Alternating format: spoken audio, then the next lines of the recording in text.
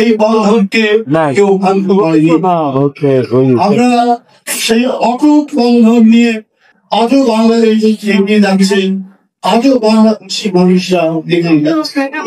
চক্রান্ত আছে, ষড়যন্ত্র আছে, কিন্তু সকল ষড়যন্ত্র চক্রান্তে সে বেড়াজালকে বারবার ছিঁড়ে ফেলেছে এদেশের সকল সম্প্রদায়ের পা।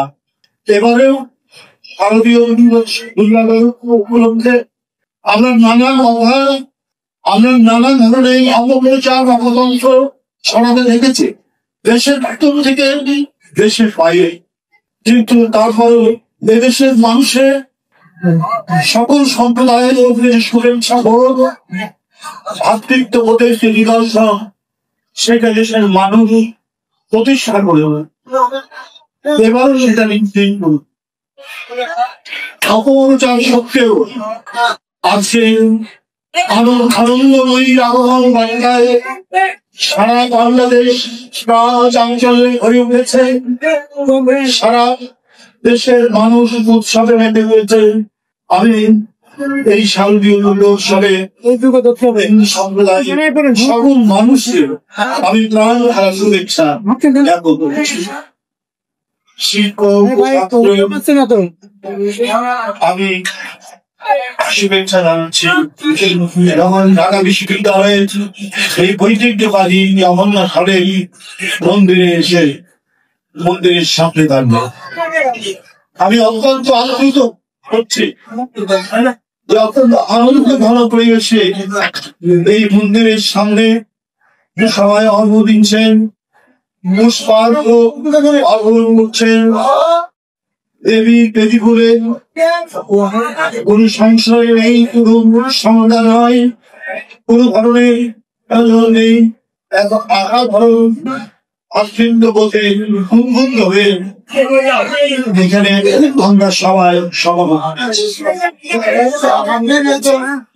অতিথিবৃন্দ সুধীবৃন্দ, আমাদের এই বন্ধন কেউ কখনো আনতে পারবে না। অনেক চেষ্টা চলছে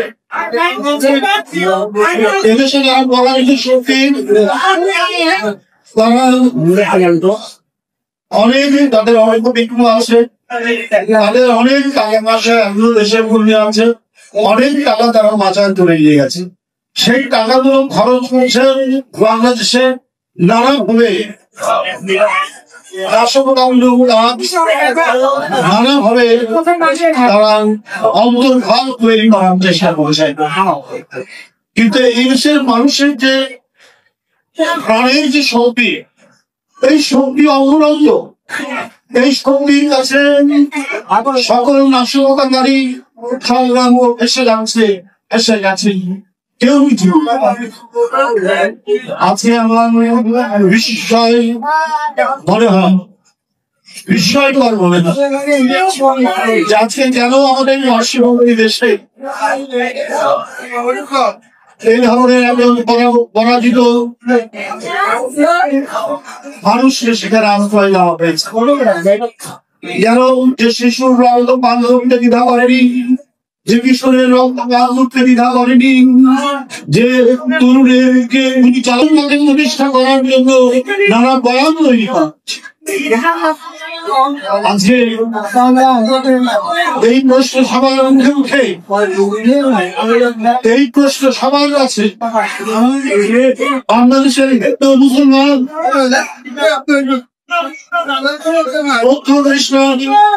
একদিকে আমরা ৭১ সালে লড়াই করেছিলাম, আমরা পাকিস্তান হানাদার বাহিনীকে প্রতিহত করেছি, অন্যদিকে হানাদার বাহিনী আসে